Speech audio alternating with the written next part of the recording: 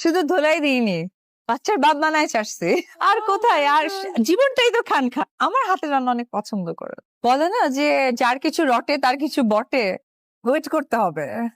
ঠিক ওই রকম আবার কি গুঞ্জনকে যেন সুজনের মতো করে সবার সামনে আনতে পারে। বুবলি একটা ভালো ব্যাকগ্রাউন্ড থেকে এসেছে, ঢাকা ইউনিভার্সিটিতে পড়াশোনা করছে। সে একটা টিভি চ্যানেলে, একটা স্বনামধন্য টিভি চ্যানেলে প্রাইম নিউজ প্রেজেন্টার ছিল। সো একটা এডুকেটেড মেয়ে, একটা ভালো ফ্যামিলি থেকে এসেছে। এই যে দেখেন ভাই, সন্ধ্যাটি সকালবেলা অপু বিশ্বাস আব্রাহাম খান জয়কে নিয়ে কোথায় ঘুরতে গেলেন ভাই, দেখেন চাটাই নাই করলেন তারা একসাথে সবাই মিলে, পুরো টিম মিলে। অপু বিশ্বাস তার ছেলে আব্রাহাম খান জয়কে নিয়ে সারাক্ষণ দর্শকদের মাঝে মাতিয়ে থাকেন এবং তাদের মাঝে সুন্দর সুন্দর জিনিস উপহার দিয়ে থাকেন।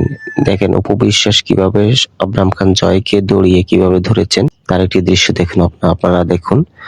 আর এই বিষয়টা আসলে মানুষকে অনেক মনোমুগ্ধকর পরিবেশে নিয়ে হাজির করেছে।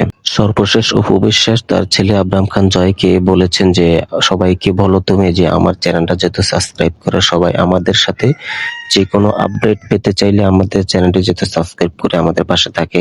ধন্যবাদ। আচ্ছা, কেউ কি কাউকে প্রেমে পড়াতে পারে মৌ? মানে এটা কি সম্ভব? মানে কেউ কাউকে প্রেমে পড়াতে পারে? প্রেমটা তো, প্রেম ভালোবাসা বিয়ে এটা তো নিজস্ব, এটা তো কখনো কেউ জোর করে পারে না। এবং আমার জায়গা থেকে আমি আজকে সব সাকিব ভক্তদের উদ্দেশ্যে আসলে বলবো, সাকিবিয়ান যারা, দেখুন আপনারাও কিন্তু আমার খুব কাছের।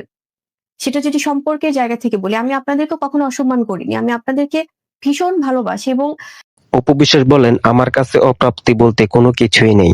আবারও লাল টুকটুকে লেহেঙ্গা পরে অনুষ্ঠানে হাজির হয়েছেন তিনি। অনুষ্ঠানে লেহেঙ্গা পরে সিঁড়ি দিয়ে উঠতে গিয়ে কাকে যেন হাত দিয়ে ইশারা করে ডাকলেন। এই বিষয়টি সামাজিক যোগাযোগ মাধ্যমে বেশ পরিমাণে ভাইরাল হয়েছে। অপু বিশ্বাসের এই সাজগোজের পোশাক দর্শকদেরকে মুগ্ধ করেছেন।